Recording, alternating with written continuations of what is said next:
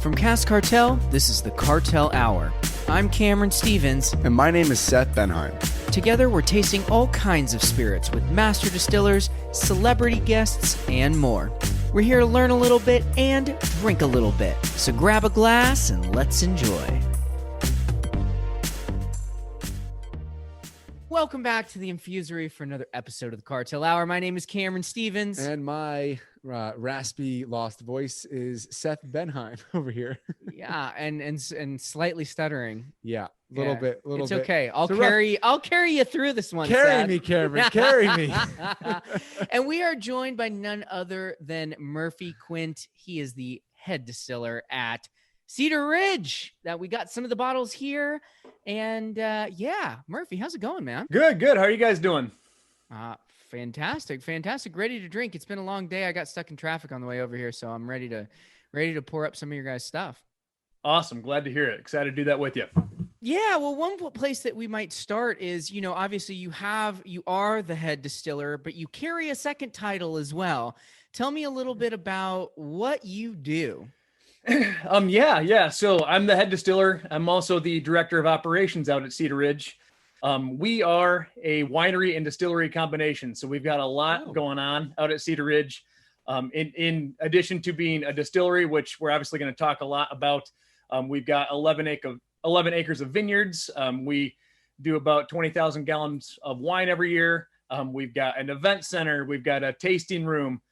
We've got 8 different barrel sheds. Rick houses, if you will. So we've got a lot going on, and my job is to, in addition to overseeing our whiskey operations, to oversee basically all that, not the tasting room and not the event center, but the vineyards, winery, distillery. That's all under my realm. And obviously I've got a very talented team that works with me on all that. And yeah, it's a lot, but it's a ton of fun. I'm sure people are wondering, how do you get that job?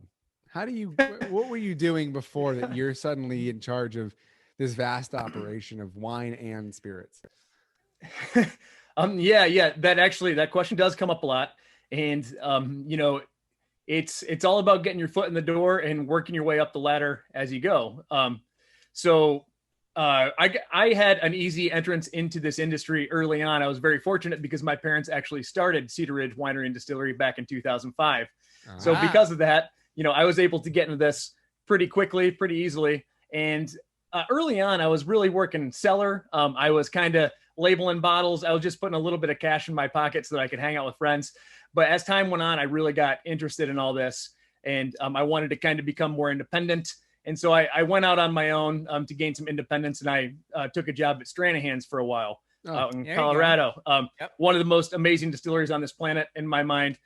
So while I was there, that not only did I really build my resume up there, I learned a ton. I gained a lot of experience working with some of the best people in the industry. You work with Rob?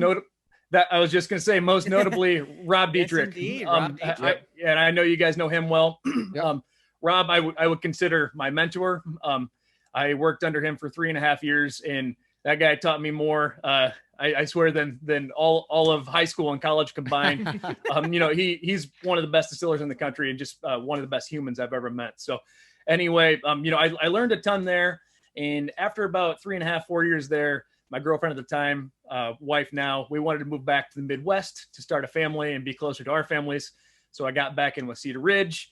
I worked in sales and distribution for a while. I've done a lot of branding work and eventually took the title of head distiller. So long story short, the way to do this is to be willing to get in. A lot of times you start by volunteering on a bottling line. You work hard, you continue to network, and you work your way up the ladder. And that's one of my favorite things about the industry is that almost everyone starts at the very bottom on an even playing field. And it's all about who can invest the most time and energy into this and rise quickly. So that's how it happened for me. I think that's how it happens for a lot of people.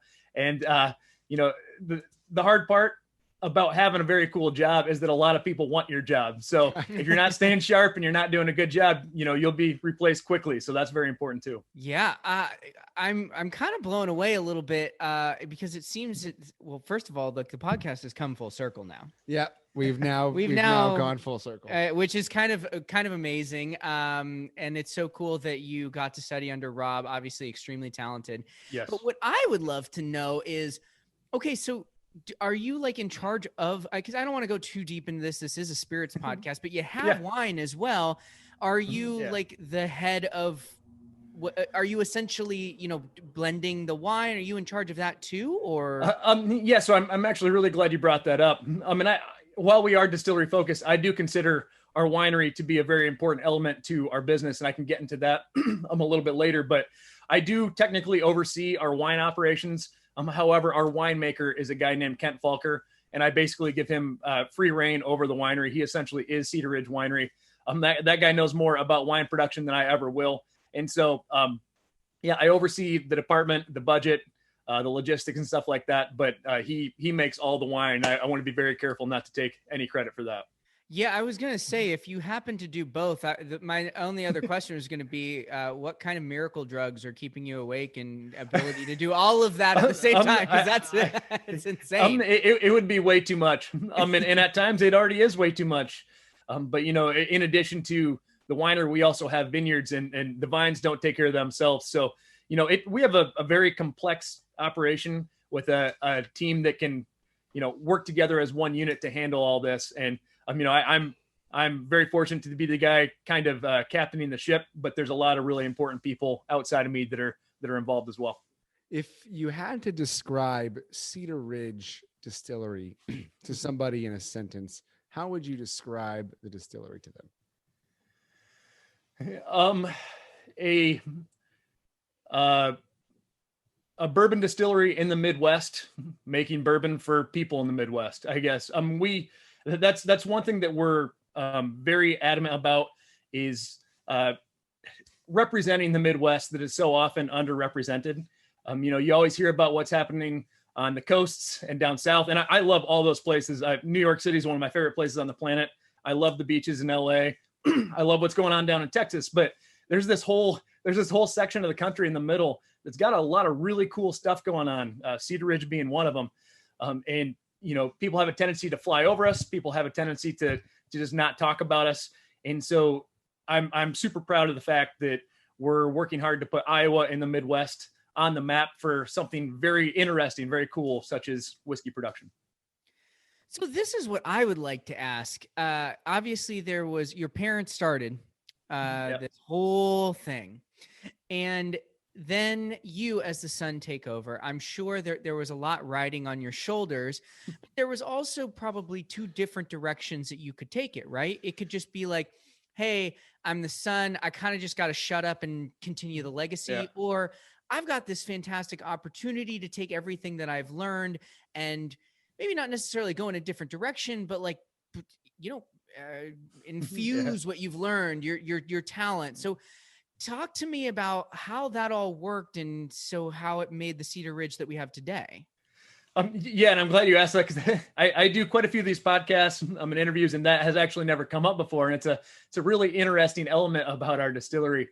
I don't think my parents, especially my dad, who he's the most involved in the company, or at one point he was.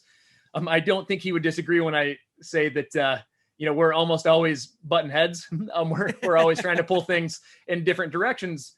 And I think one thing that I really contributed there is I was very adamant in, I guess, my second stint with Cedar Ridge after I came back from Stranahan's. I was very adamant in going all in on whiskey. At that point in time, when I came back, we were making whiskey, absolutely, but we were also making a lot of brandy and rum and gin and vodka and obviously wine.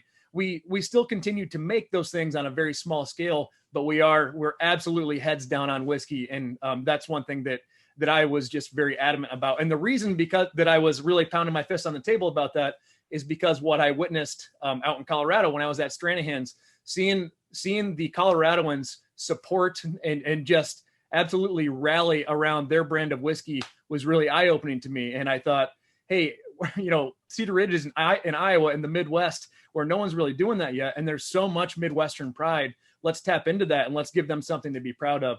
So anyway, that's one thing that I would say I really contributed to. And like I keep saying, there's a lot of people that have made important decisions, but I think that's one thing that I brought to the table. It's like the boardroom table, and you're like, Mom, Dad, we're gonna make whiskey. My distillery now. Why whiskey, son? And they're like, it's delicious and I like it. Because I like it. Okay. I want to make whiskey. All right, son. Absolutely. There's been some really so we have a team of directors that sits around our conference room table every Monday for what we call our management meetings, and there's been some interesting ones where the family's not always seeing eye to eye, and the rest of the table is just sitting there quietly like, how do we get out of this? So there's definitely been a little bit of that, but for the most part, we all do have a unified vision, and we're moving forward as one team. It's nice the family can work together. I know it's it can be hard sometimes, but Seth, let's talk about what you just poured for us. Sorry, we just like kind of went ahead and started with a product. We didn't even ask you like which one to start with, but I do believe it is the lowest proof. Actually, I think these are 90 and 99, and this one's 92. So this is only 86 proof. So, and it might even be the youngest actually. So you'll correct me if I have that wrong, but we've got the Cedar Ridge Iowa Straight Bourbon Whiskey, aged a minimum of 3 years, batch 432, 43%. Tell us about this. Yeah, tell us about this. And one thing that I'd love if you could include in the description, as well as you kind of talked a little bit about what the Midwest, making a whiskey for the Midwest. And so I would love to see what is this? And then what your thoughts are on distinguishing characteristics of whiskey from the Midwest. Yeah, absolutely. So let's dive right into it. So that is our Cedar Ridge Iowa Straight Bourbon Whiskey, and it is our flagship product. I mentioned we're heads down on whiskey. That's what basically everything is built around. And so how we got into this is one day we kind of had the light bulb moment, and this one wasn't me at all. This was my dad. How Iowa is the corn state. I don't know how much time you guys have spent in Iowa, but if you turn a 360, you're probably going to see a cornfield somewhere. We produce more corn in the state of Iowa than almost any country produces. So that's what we do here. And meanwhile, bourbon is primarily made from corn. So it was a perfect fit. And that's one reason why we hopped into it. So the mash bill on this is 74% corn, 14% rye, and 12% malted barley. And all of that corn comes from the state of Iowa. I should mention, we do grow a lot of the corn ourselves. Logistically, we've kind of reached the scale where it's difficult to always use only our own corn, but we try to use plenty of it.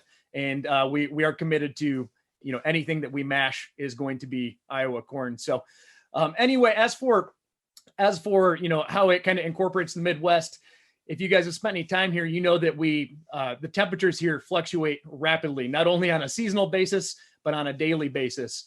And so our aging method, we call it a Midwestern aging method, where we're non-climate controlling our barrel sheds so that the interior of them is the exact same temperature as the outdoors. We really want to tap into that because in the summer, it might hit 95 degrees during the day in July, say, and then at night it might hit 50, 55. And so you get this huge swing of temperature on a daily basis. And what's happening there is as things warm up, that barrel, the wood becomes more porous, the whiskey seeps into it. And then at night, as it gets colder, everything contracts and squeezes out. So we get a ton of movement in and out of these barrels on both a daily and seasonal basis. And then I should also mention, to kind of further that, we have a lateral warehouse configuration. And what I mean by that is that we stack our barrels wide rather than tall. Rather than building a barrel aging facility that's 20 stories tall, we actually build it wide because we're in the Midwest and we have land here. And so we only stack our barrels 5 barrels tall and just real far out wide, because we don't want to create hot spots in our aging facility. If we stack too tall, what's going to happen is the top of the building, the heat rises and it's going to be real hot up here and real cold on bottom. We're actually going for a consistent temperature for every barrel throughout our barrel shed. So we've got that lateral warehouse configuration that's tapping into that Midwestern temperature and climate. So now, does that have any sort of drawbacks when it comes to, say, finding a honey barrel or a single barrel for some kind of a special release? Man, this was the hottest summer and the highest warehouse. that's one of the Kentucky, cornerstones of single barrel whiskey, is that they started finding that certain spots in the warehouse produced, I don't want to say better, but different whiskeys that tasted better at higher proofs and such. Does that create or pose challenges for you when everything is produced so consistently? I totally understand the question. And I, I'm as big of a whiskey geek as anyone else, and so I really do enjoy those hot spots from other distilleries and the single barrels that they offer. With that being said, we do quite a few single barrels from our distillery, and they still are vastly differentiated from one another. So, I mean, it's bizarre. If we have two barrels that are produced from the same mash, same distillation, and they go in the same char from the same type of barrel, and we put them side by side, they will still have, plenty of difference in between them. I'm not going to sit here and say that, I know for a fact that ours are just as differentiated as some of these other distilleries, because, I don't have the data on that, but we still do get plenty of difference from barrel to barrel. And we're actually down the road, we're going to tap into that a bit more, and we're going to do some fun single barrel stuff that maybe we'll talk about. Very cool. You like secretly, like, which, like when you take the thief and you're like, the night lights are off at night and you're kind of sneaking around, no one sees you, and you're like, I'm going to take from the honey barrel, and then where the spot is, though, right? So you don't have to give away that secret. When just blink twice and blink twice. No. So I wouldn't say that I've got like a sweet aging spot. But one thing I do that's very similar to that is I'm very fortunate in the sense that I get to taste all of our barrels before we bottle them. So whether we're batching or doing a single barrel or even filling our single malt Solera that we'll get into later, I taste all those barrels before we do anything with them. And if I find anything that is really cool or really differentiated and I want to hang on to it, I do have some hiding spots where I put those barrels. So that everything. Stop production. Shut it down. Don't bottle this one. I do have some spots because every now and then we're a pretty open company, and we've got a lot of people around. We've got sales that invite guests in to pick out single barrels and stuff like that. And I know that if I've got a really good barrel sitting around and it's easily accessible, they're going to tap into it. And I try to prevent that a little bit by hiding our barrels. Our warehouse manager is a guy by the name of Dave, and he's my guy. I'll tell him, Dave, send that barrel down to the spot, and he'll kind of hide it down there for me. So. That's awesome. Barrel guy Dave. Well, I want to talk a little bit about this as the entry level, because there's a couple of things that are interesting to me about it. The first one is at a lower proof, lower than we tend to taste, though, this isn't what I would call low by any stretch. There's still an incredible amount of body. I mean, normally when I see 43%, I see, oh gosh, this is going to be really, it might have a lot of flavor, but it's going to fall off the palate. It just can't stay there due to the alcohol content. And this really has a nice viscous mouthfeel to it. It's creamy. Yeah, it certainly is. It still has a thinness. I will state that it's thinner than like, say, some of the bottles we've actually tried on the table, which we'll get into in a moment, and stick around and listen if you're listening.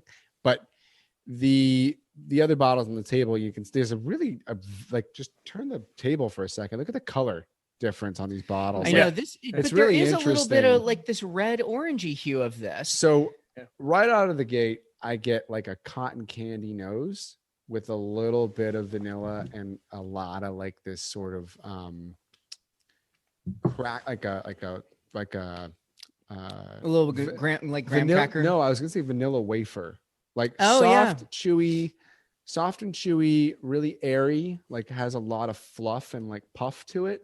I think the proof is really giving this a soft, subtle, almost like heather honey. Yeah, it's like darker honey.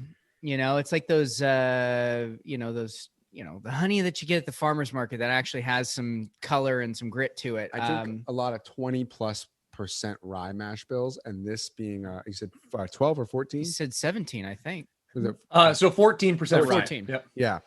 Yeah. That's I think it's less than what anyone would consider high rye. But it's not nothing. So it's high corn mash bill. Yeah. I'm trying to think. Maybe you guys, who else has that kind of low teens rye mash bill. It's reminding me of something I've had before. And I haven't had it in a very long time. It's really become less popular, the lower rye mash bill. You don't see it as often. Yeah. It's kind of nice, actually. Yeah. It's a lot smooth, you know? Yeah. And I don't know exactly, who else is doing that. But it was very important for us, being the corn state, to do a higher corn content. And, we really wanted to embrace the sweetness that corn will deliver to a bourbon. But as you mentioned, and I'm glad you picked up on it, with this particular product, what we're going for is a more approachable, easy sipping whiskey. I mean, we absolutely want it to be enjoyed neat as well, but it will also hold up in an old fashioned or any other cocktail.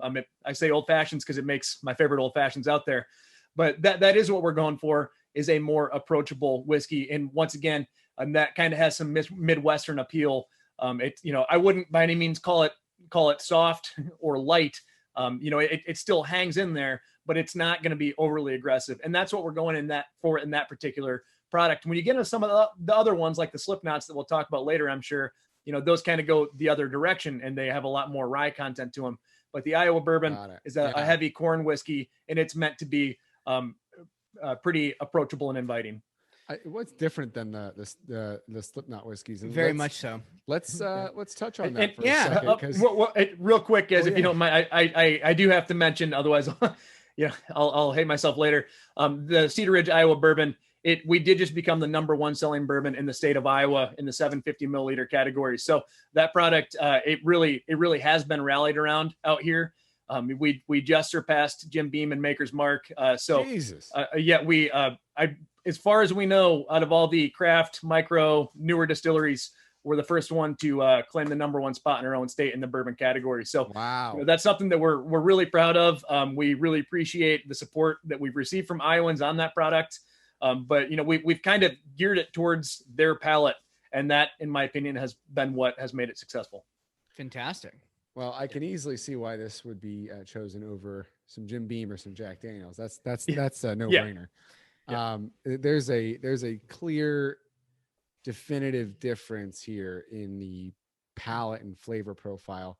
I think Cameron and I lean towards some really heavy hitting monster, like 60% whiskeys and stuff. So we definitely have an affinity for those, but that does not preclude us from enjoying a soft. And I know you don't like the word soft. No, it's totally fine. Yeah, it's like fluffier. I don't want to like give it these. It is a much easier sippable and palatable whiskey that's not gonna burn you out. It's not gonna contract your entire mouth in terms of like tannic experience or some of those. It's more like I would compare this more to white wine and like some of those crazier, heavy hitters to be like a good Cabernet or something. It's just, that's a cool moments when you want certain things, That's actually a really cool comparison. And that, once again, that is exactly what we're going for. And we'll kind of get into, our range and what we're capable of on the cask side or cask strength side of the things in a second here. But the one that we're talking about now, that to kind of, further your point, it's kind of meant to be old reliable. I mean, it's something that you can fall back on easily. It's not going to break the bank or anything like that. It's affordable. And considering the price point that it's at, it's still a quality whiskey. So there's definitely a lot of value on that side. And it's meant to be something that you can enjoy often and really appreciate. So that's what we're going for with the Iowa bourbon. On the Cedar Ridge bourbon. So you can usually find it about 30 to 35, depending where you're at. Oh yeah. Well, and it's nice every day. It's nice that, it's a straight bourbon, but it's 3 years. You didn't have to do 3 years. You could have just done 2, but I think the age is giving it that color and I think it's giving it that additional mouthfeel that we're picking up. Absolutely. And the 3 years is a minimum. So, I mean, at times we're dabbling a little closer to 4 on it, but always a minimum of 3. Yep. Amazing. So you got yourselves hooked up with one of the craziest bands that has ever walked this earth. And I don't want to scare anybody. All I can say is when I was doing some research for the episode that launched a few episodes back with the guys from Slipknot, I found myself on a one of those like 10 things about things, whatever. These like little lists, the lists. 10 online. things about. Yeah, it was the 10 grossest things Slipknot's ever done, and I think I stood up from the table and had to like take a minute because I was getting queasy. Like it was intense. So you guys seem like nice, wholesome, family business people. How'd you get hooked up with Slipknot? Yeah, that's a great question. And no, you're totally right. Not that they're not nice people. I said this on the other podcast nice with Clown. I have been to a Slipknot concert. I've been in the pit. I had less so these days, but I definitely had my time listening to them. I love them. So I'm really excited to see the other side to that meeting. Yeah, totally. And you're exactly right. I mean, we're, we've always been kind of these clean cut family business people. And, the Slipknot, they're madmen. They're insanely creative. They're so fun to work with, especially Clown. He's one of the most inspirational people I've ever met in my life. But it was bizarre. So one day their manager kind of cold emailed us, and he said, hey, I represent the band Slipknot. We're thinking about getting into the whiskey industry to get our own label going, and would you guys be interested with that, or interested in that? And so that email actually went to my dad, and somehow my dad is like the only person on the planet who, he knew who Slipknot was, but he didn't know them well, and he didn't understand like the magnitude of that band. And so, he kind of forwarded it on to me and a couple other people on our team of directors, and he's like, is this something, that we'd be interested in? And like within seconds, we were all like, hell yeah, absolutely. We want to, we want to take that meeting. And so one thing led to another, and we sat down with them, decided that it would be good to partner up with them. And Clown, what's really cool about this product is how involved he is with it. It's so easy when you have your own brand and your own following to just slap a label on something and kind of peddle it to fans and set it and forget it, and you'll make some cash. That is not something that he and the rest of the band are interested in. So Clown has been very involved from the beginning, from establishing the recipe, being the blend of barrels that we utilize for it, the proofs, the packaging. He was involved with every element of it.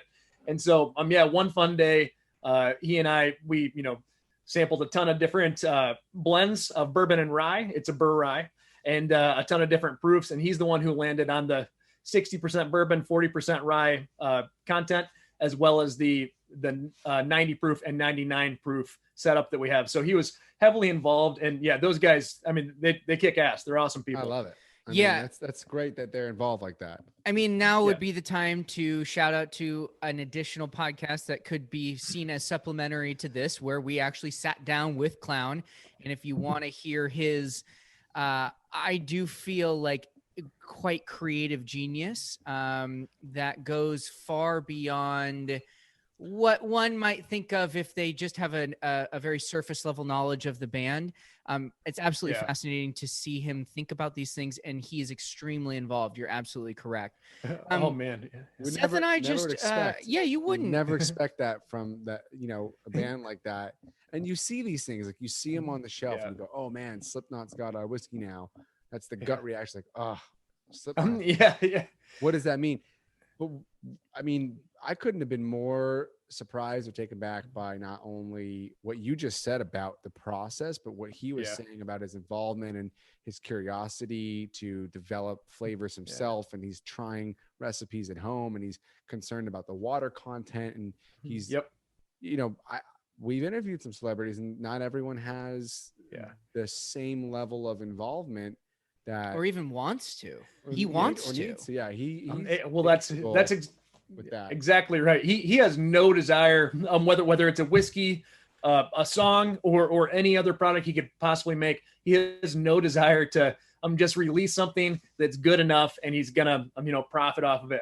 He truly He wants to be as involved in as possible. He wants to have as much to do with the creative elements as possible. And I mean, he wants it to be absolute perfection, no matter what he's doing. We always talk about how when we're in a meeting with him, we want to unleash the clown, because I mean, just like following his thought structure and listen to him kind of ramble ideas and kind of think out loud. It's just bizarre how his brain works. And so, you always want to provide like some walls for him to operate within, but keep him unleashed within those, because you'll learn a lot of new stuff. So yeah, I can't speak highly enough of him and the band. A band of Slipknot's caliber could have worked with any distillery on the planet. No one would have turned down that opportunity. And I think it does say something about the fact that, because they're an Iowa band, they wanted to work with an Iowa distillery, and we were able to team up together. So I have a lot of respect for them. Yeah, well, we poured some of the number 9. Yeah, I don't want to retread necessarily both of them, but I do feel like this one is a really interesting one to loop back on, because Seth and I both quite enjoyed it on the show. Yeah, and it seems to be, it's very different from the other things from Cedar Ridge that you have on the table here. So can you talk me through a little bit about this one and a little bit of higher rye content and what we've got in front of us? Yeah. So as I mentioned, this is a Burr rye, a blend of Cedar Ridge bourbon and Cedar Ridge rye, which we also produce at Cedar Ridge. And this was a ton of fun for us. For me in particular, there was a really exciting challenge, because like I was saying earlier about our Iowa bourbon, we're always playing on this approachable side of whiskey, easy sipping. And it was a fun challenge to try to match the band style. I mean, we couldn't have released a product in collaboration with Slipknot that was, super easy to drink and almost soft. It needed to be bolder. It needed to be slightly more aggressive.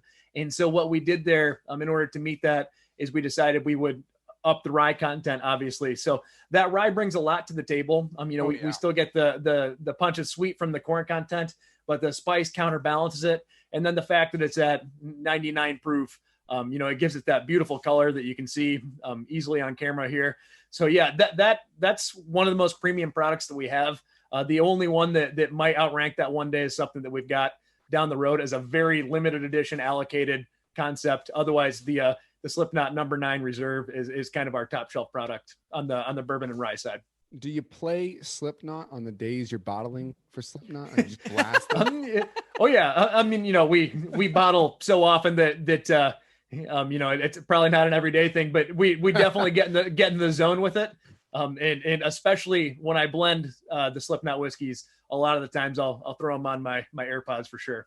There you go. That's funny. Well, what's so interesting to me is you've talked about this, this fundamental connection to corn with Iowa.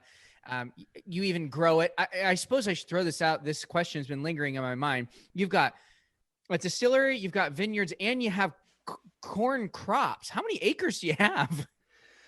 So our family farm is in Winthrop, Iowa. It's a 600-acre farm, but that's not connected to our distillery's property. Our distillery is on 100 acres if you add up all 3 lots. So I mean, we do have land. plenty. He said he has land. I mean, hey man, we're in Iowa. That there are, by the way, not to get too derailed, but there are huge advantages and some disadvantages to that. I mean, we have land to expand. We can always put up another barrel aging facility, no problem. On the con side of things, we have to be on septic. We don't have city sewer and stuff like that. So being in the rural, being a rural distillery, like I said, has a lot of pros and cons to it. But one pro is that we've got a lot of land for expansion and a lot of land to operate on. So that's something that is a key to our success for sure. Well, this is what I'd like to know from you, Murphy, because you've spent some time distilling at a couple different places. Now here at Cedar Ridge, you wanted to bring bourbon back, but you've got this marriage between bourbon and rye in this one. How does one go about creatively thinking through marrying bourbon and rye, making sure that they balance? How do you let them both sing in harmony? Yeah, great question. And it's difficult. I think that it comes, it's just something that you get better and better at over time and comes with experience. But One way that we do it is a lot of micro blending. Instead of taking whole barrels and just dumping them together, we'll take barrel samples and do micro blends to, in little beakers to see. You can't fully predict how it's going to come out, but you can get a really good glimpse of what it's going to be like. And then I will say, if to make an analogy, if Clown wrote the recipe, which he did, which is 60% bourbon, 40% rye, I would say that I cook to taste. Sometimes if a batch needs just a bit more corn content, I'll up the bourbon. If it needs a little bit more rye, I'll up that rye. I try to stay real close to his recipe, but we are going ultimately for the best product we can create. And so that's one thing I'll say is that I kind of cook to taste in order to make the best product we have. Amazing. Well, if folks want to know Seth and I's full breakdown of the number 9 reserve, they can watch the other episode. To summarize, we quite liked it very, very much, which is why we poured it again here. Yeah. We just wanted to have, a sampling of that on the show, and just in case someone missed the other one or hadn't checked it out. But, before we get to this last mark on the table, and we do have 4 bottles for those watching. We talk again a lot about Slipknot number 9, the small batch. The small batch. We cover that on the other episode.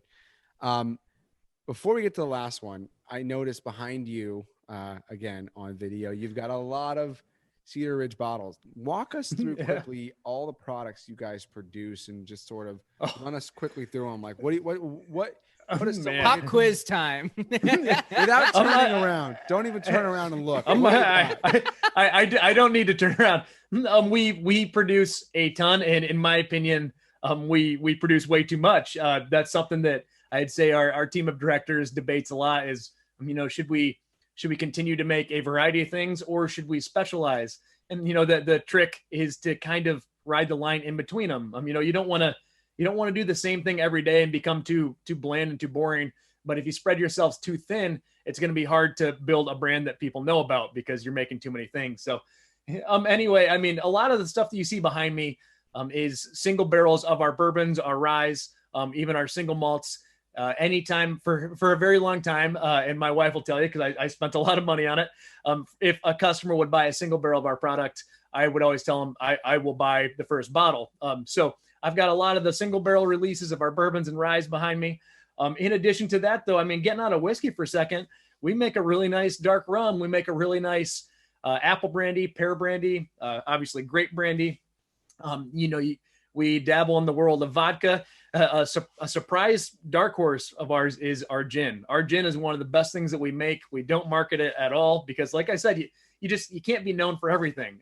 If we're, we want people to say, hey, you're in Iowa, you got to grab Cedar Ridge, Iowa bourbon. We can't get them to say, hey, you're in Iowa, you got to grab Cedar Ridge, Iowa bourbon and red wine and their gin and their brandy and their rum. It's not going to work that way. So you really have to hang your hat on something at the end of the day. And we have chosen to go with bourbon, but we do make a lot. And lastly, I'll mention, behind me, this whole row is, and I'm sure it's blurry, but that is a row of silver labels, which is single barrel releases of our single malts. So for the longest time, and we're going to get into what we do with our single malt in a second here, but for the longest time, what we would do is single barrel releases of different single malts. And it was basically like a giant, like a series or a chapter book. For instance, barrel number 1 or batch number 1 might have been single malt finished in a sherry cask. Batch 2 was a heavily peated single malt. Batch 3 was, this or that. And so every single batch was different, and we kept people coming back to try them. And so that's that row of silvers that I have down low. And that project has kind of, I wouldn't say we discontinued it as much as we shifted gears on it, and it has led us to the fourth product that you have in front of you. So. Amazing. Well, my first sip, I am already realizing that we're in a very different realm than we were before. Walk us through what we're drinking here for the listeners.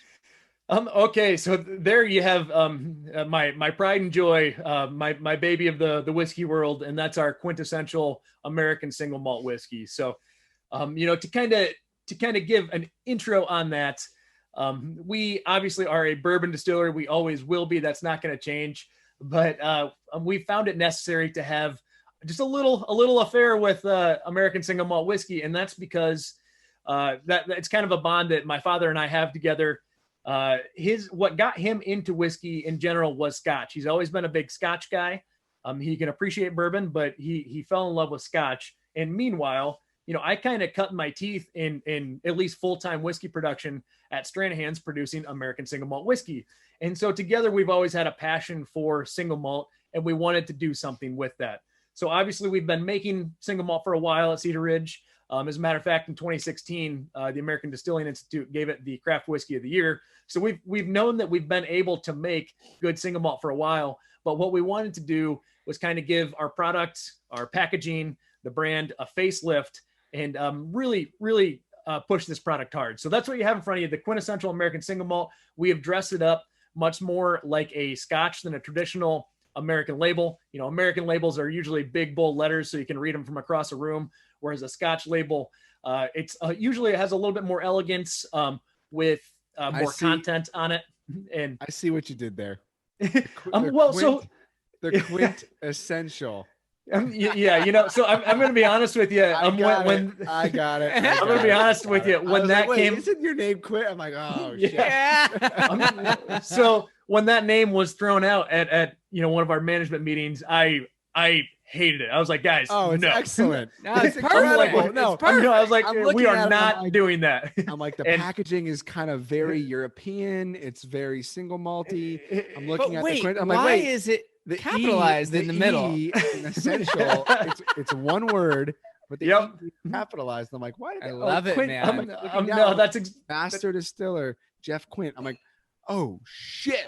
That's exactly right. And so obviously, there's a little play on words there. In addressing the packaging of it, the reason why we wanted to de-emphasize Cedar Ridge and emphasize quintessential is not only because of our name, but because the look and the feel of that packaging makes it more obvious to consumers what it is. The American Single Malt whiskey category has a ton of potential in the United States. If you haven't dabbled in it yet, I highly recommend doing so. And one problem with it is that consumers are a little bit lost about what it is. And, long story short, it's not exactly this, but a Reader's Digest version is that it's the Americans' version of single malt Scotch. And so what we needed to do to kind of create a bridge there and get consumers to hop on board was to dress our packaging up a little bit more like a traditional Scotch. So that's what we have going on there. But as for the product, and this is the most important part about it, so I feel like I've been rambling too much about the packaging, is that this product is all encompassing of what we do at Cedar Ridge. It involves our ex wine barrels, our ex brandy barrels, our ex rum barrels. We utilize all those as finishing cask for this stuff. So how we produce this is, for the first 2.5 years, every single barrel of single malt that we put away ages in our ex bourbon. 2.5 years in, we transfer it over to a unique finishing cask, like I just mentioned, either a brandy, a rum, tons of red wine, a huge emphasis on sherry casks. And then it ages for about another 2.5 years, give or take a year. And then after that, we blend it. We marry it into our Solera vat. We call it our Solera vat. It's a vatted malt.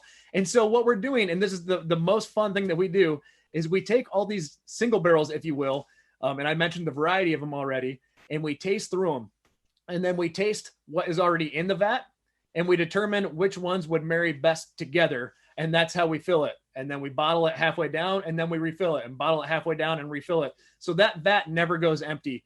And therefore the flavor profile within the vat is always evolving, so batch by batch, it is going to vary, but it's not going to shock the system. It's not going to be worlds apart, but it is going to slowly evolve over time, depending on which barrels we're marrying into it. So it is a really complex process. It's one that you can geek out about. And I know that on the production side of things, it's something that we really enjoy on days that we fill the Solera. So it's kind of my baby. I make sure that no one really adds a barrel to it other than me, but I definitely get everyone's input, because it's one of the coolest things that we do. And why not get everyone's input on what goes in that Solera vat? So anyway, that's what it is. Wildly complex, but a ton of fun. You want to start on this one? I have a lot to say. I think the one thing I would just kind of, to finish the topic and get into tasting this thing, because I'm really enjoying it. There's some debate, and maybe you can settle this, or it has been settled, but last I looked, American single malt is a rather undefined category, in that Scottish single malt whiskey must be 100% malted barley. And American single malt, I don't believe that is written in law. So it could be described as single malt, but have other grains in it or something like that. So, it's a little bit wild west right now. There are groups working to define it. The American Single Malt Whiskey Commission is doing a really good job. That's something that we're a part of, but it's led by awesome distilleries like Westland, Balcones, Santa Fe Spirits, Stranahan's, all of those. I shouldn't have started naming them. The usual suspects. And these guys are doing a killer job, and we're glad to even be supporting their work. But they're working to define it. And I do believe in the language they're pushing, or we are pushing, is that it is 100% malted barley, but it doesn't get too restrictive on the type of finishing casks or anything like that you can utilize. So the goal is to make it so that that you can still get wildly creative within the category, because that's the cool thing about this category, is that unlike bourbon and rye, you don't have to use a new cask every time. It doesn't have to be American oak. So you can really use your own artistic input to manipulate the whiskey. And so they're working hard to not get rid of any of that language. But I do believe it is 100% malted barley.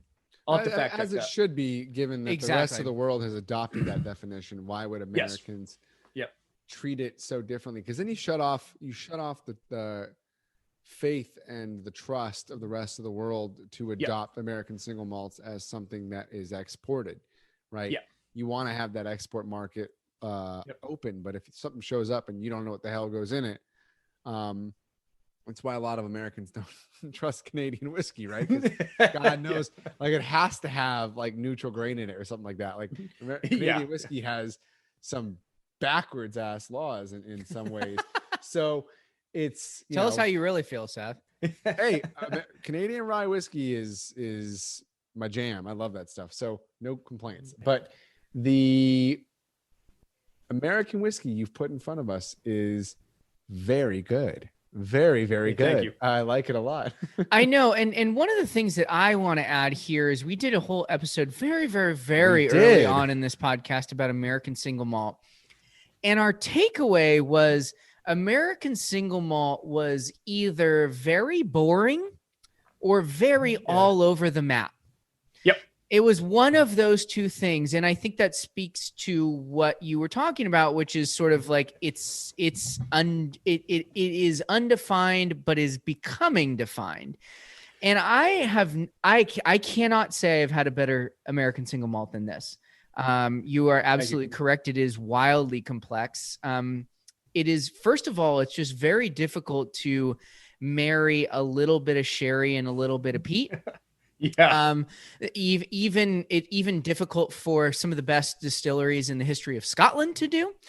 And there's a little bit of both in this. And then there's this sort of punchy caramel backbone that I kind of more associate with like a bourbon. But it's not that. It's different. So it's a little bit more robust than a lot of the just ex-bourbon finished scotches. And then it's a little bit all over the map, but it's all really, it just comes under this really nice umbrella. It's quite good. So when I think of American single malt, I have these regions that kind of create buckets in my head. The Pacific Northwest has some very, very good, very notable American single malts. Texas has a very shocking amount of dark, rich, really grainy, earthy single malts that generally are just dark as shit in complexion and flavor.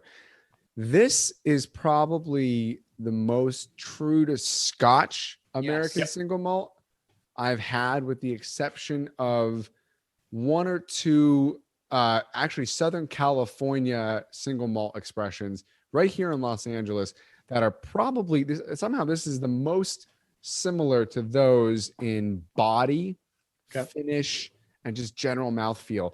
I think where this differs from the Southern California malts that I do like, and there's like two of them, that I think are really like notable. This has the flavor is really crazy, and that Solera process you described is clearly at play here. It's definitely doing a number of things to maybe it's melding everything together in a way that undefinable in terms of source of flavor, because you get sherry notes, you get like underpinnings of like the lightest touch, like a pinky touch of peat, a little bit of like rumminess, and just if you would really mess with people's heads if you said which one. Yeah, if you blind tasted somebody on this, I don't even know. Yeah. Even the best folks, I don't even know if they would know where to start. Yeah, you know, and I say that as a compliment. I appreciate that. No, it is. It's all over the place. It's kind of a wild ride, and you know, the way you guys are describing it is like exactly what I'm going for. I do want it to be similar to you know, a Scotchier American version. You know, I am kind of trying to go along those lines. And what you said about the peat is once again exactly what I'm after. I want the peat to be a note. I want it to be a part of it, but I don't want it to be the main show. You know, it's a background note. It's not. It's certainly not. You know, you would, if someone said, "Try this," okay, is that a peated whiskey? I'd be like, "No, it's not." But it's certainly no. But there's this like kind of back smokiness thing. Certainly has. It's just reminiscent of peat. Yeah. It's a fire, and it's not an alcohol ethanol like, because like 2 nights burn. ago I had some Kalila, and I'm like, I mean, that's like full on peat, and this is just like just that whisper of it's it. Just there. Yep. I would describe this as a really good writing whiskey. If I'm sitting down and I need to make some notes on something or whatever, I love to sip something that's going to kind of trip my brain into a creative mode. And when your brain's trying to figure this whiskey out, you know, it kind of takes it all over the place, and it gets you in a really good writing mood. And like so that's what I like to use it for. It's the Hemingway whiskey. You got it. It really has that. The label really has that vibe too. It really speaks to this very sort of almost English.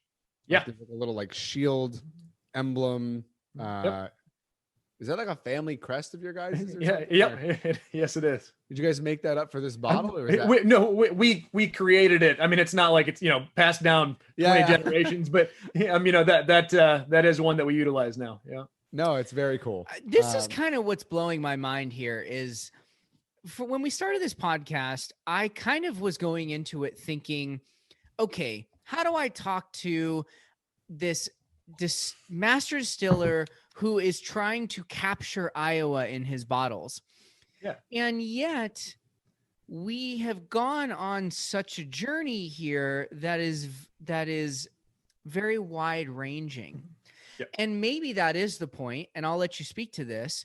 But I think one of the most interesting things, now granted, I'm a Scotch fan, okay? So I really, really very much like this last one here. But I also think these two bottles, you know, these are the two, if we didn't even include anything from Slipknot, this would have been the only two Cedar Ridge bottles we had. And these couldn't have been farther apart in terms of what you're doing. So what are you capturing here? What are you creating here? Because I do think that there's this interesting connection to the crop of corn, which is clearly rooted in some of your products.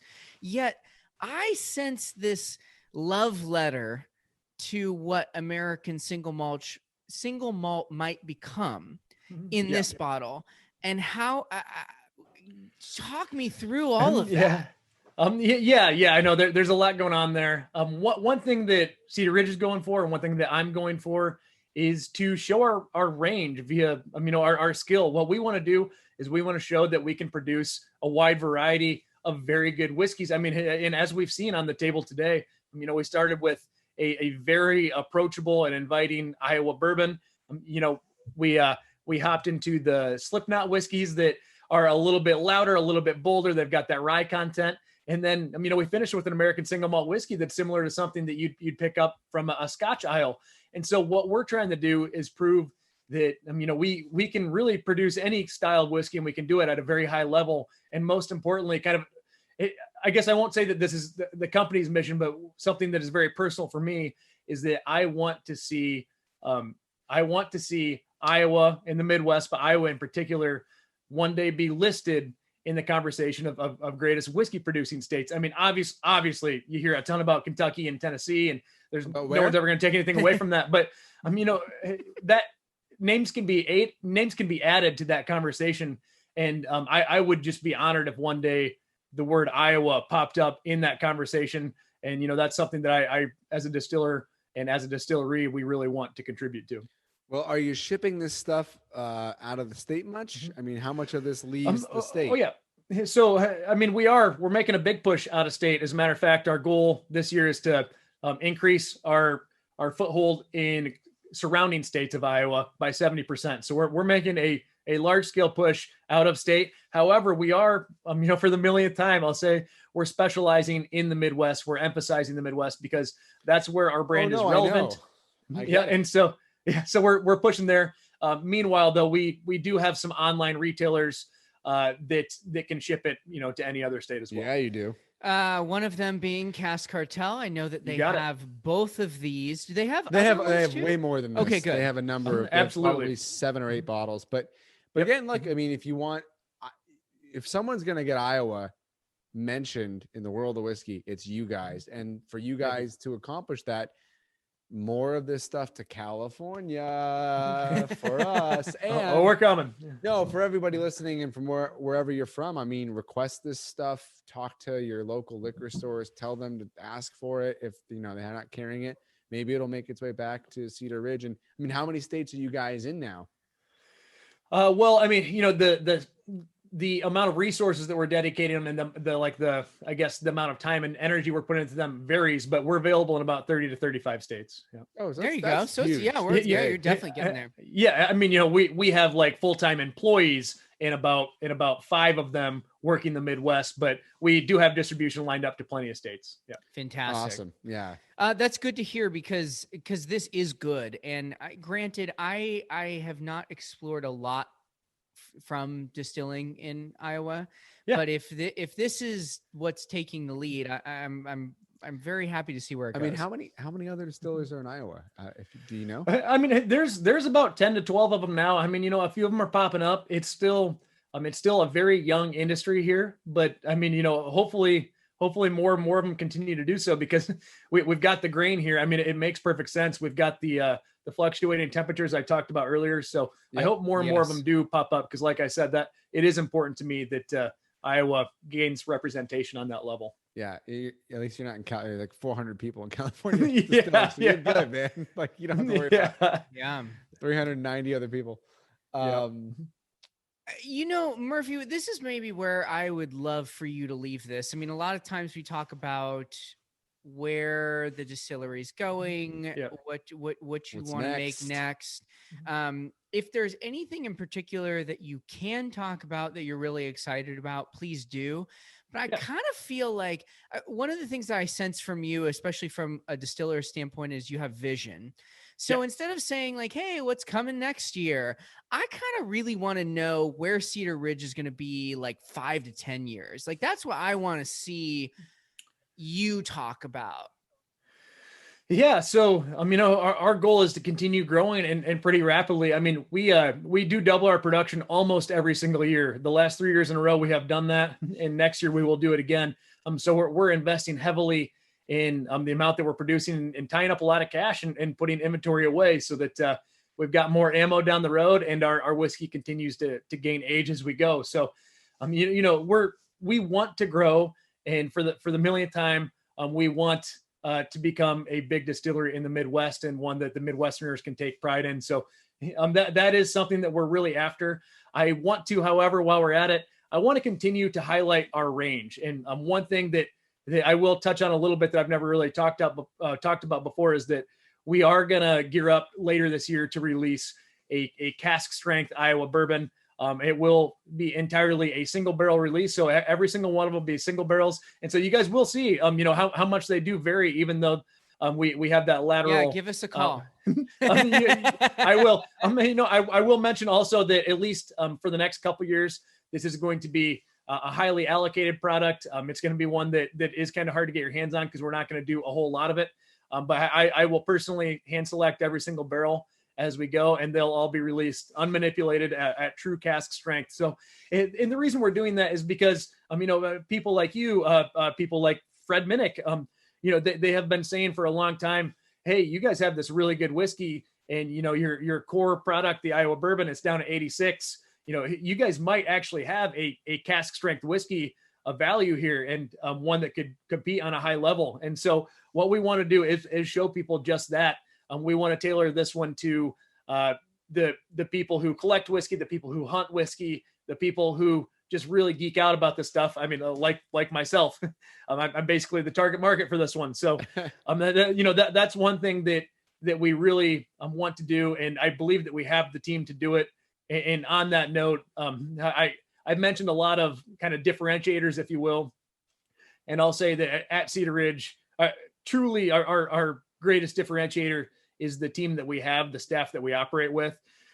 From the winery to the distillery, to the tasting room, to the marketing people, to the vineyard managers, the whole staff that we have, we operate very well as one unit. I would be confident in saying that we have one of the best teams in the country. And, I'm just really excited to see what we can do as a team as we move forward. I'm really curious to try Amazing. wine from Iowa. I know. I want you to. Well, because You'll be I impressed. love Central Coast wines myself, and I know that the reason why I love that climate is because of that massive temperature fluctuation. Yep. Hot during the day, very cold at night. So I would love to see that as well. And speaking on the cask strength front, I think we pitched this to Clown, but I'm going to pitch this to you too. You're missing out on an opportunity if you don't release a cask strength Slipknot bottle at 66.6%. Yeah. I mean, we want I'm that. just saying. How I'm just saying. I ain't even going to devil's charge advocate. you for that idea. Okay, man? Like, that is a no-brainer. I don't know how we overlooked that one. That's pretty genius. So Clown, just call it number 6, and then it's 66.6. Yeah, there you go. There you go. we'll set you guys up with some sort of royalty, because we're obviously going to do that now. So Bottles. We'll take payments in bottles. We'll take payments in bottles. Yes, indeed. Yeah. Well, Murphy, thank you so much for coming on. Yep. It's, one of the things that we really like to do on the show is to kind of get into the mind of the people that create these things. And I think we that just we did that. I think we just did that really, really nicely. And that's what I like. I love this format for being able to really dive deep into these bottles. And I would highly suggest, if you don't happen to be in the Midwest and you're outside of that distribution area, that Cedar Ridge is on caskcartel.com. They can have it for you. But if you're nearby, it sounds like you should visit, because it sounds like it's gorgeous. I would go to Iowa Absolutely. just to come check this out. Yeah. Yes, indeed. And honestly, man, if your parents are watching, you guys are in good hands. You can rest easy about the future, because I think Mr. Murphy here has got it under strict watch. You got it under control, man. Yeah. Thank you, guys. I really appreciate that. It means a lot. Absolutely. All right, buddy. Well, thanks for coming on, man. Enjoy thanks the a lot, rest of your evening.